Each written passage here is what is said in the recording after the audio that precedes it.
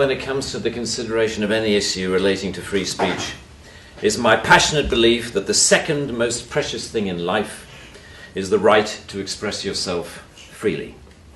The most precious thing in life, I think, is food in your mouth, and the third most precious is a roof over your head. But a fixture for me in the number 2 slot is free expression, just below the need to sustain life itself.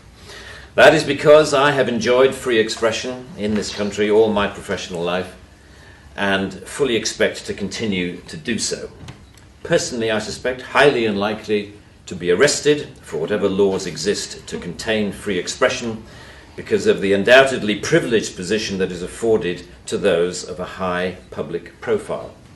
So my concerns are less for myself and more for those more vulnerable because of their lower profile.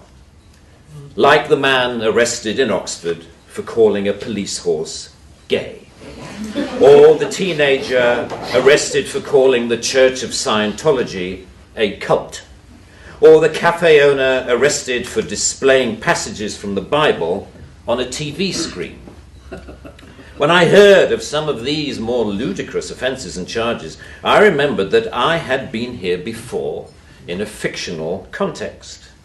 I once did a show called Not the 9 O'Clock News some years ago, and we did a sketch where Griff Rhys-Jones played Constable Savage, a manifestly racist police officer to whom I, as his station commander, is giving a dressing down for arresting a black man on a whole string of ridiculous, trumped-up and ludicrous charges.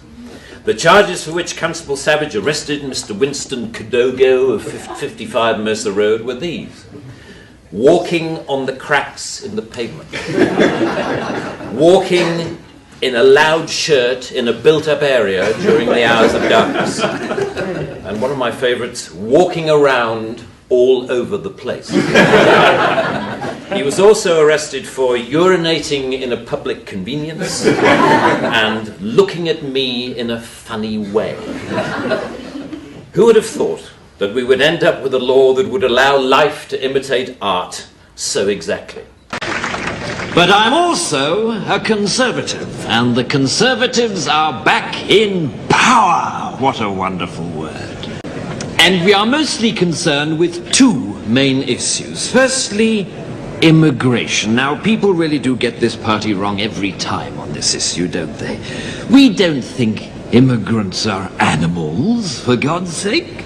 I know a lot of immigrants personally, and they're perfectly nice people.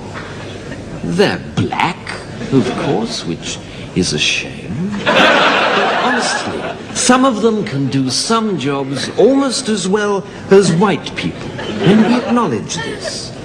Now, a lot of immigrants are Indians and Pakistanis, for instance, and I like curry.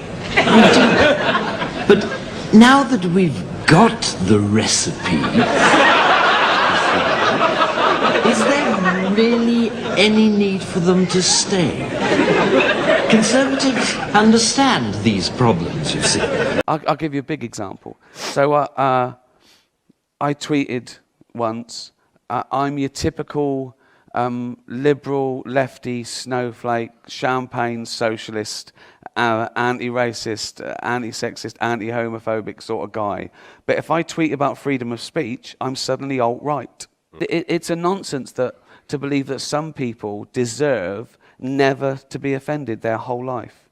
You know, it's great. And even in universities, there's people that I mean, we're better to hear different ideas and argue.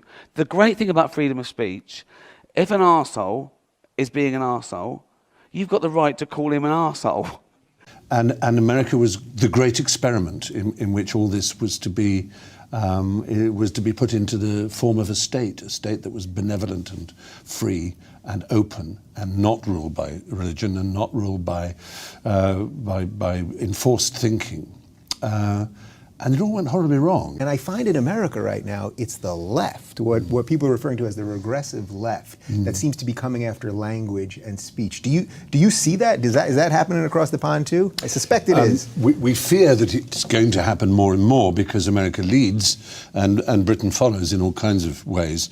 And I think it started to happen in Britain with the removal of, or the attempted removal of statues of people who are considered unlikable. That were once very beloved. Once that beloved suddenly, and yeah. have become, in a very 1984 way, unpersons. But to remove his statue, it strikes me as being stupid.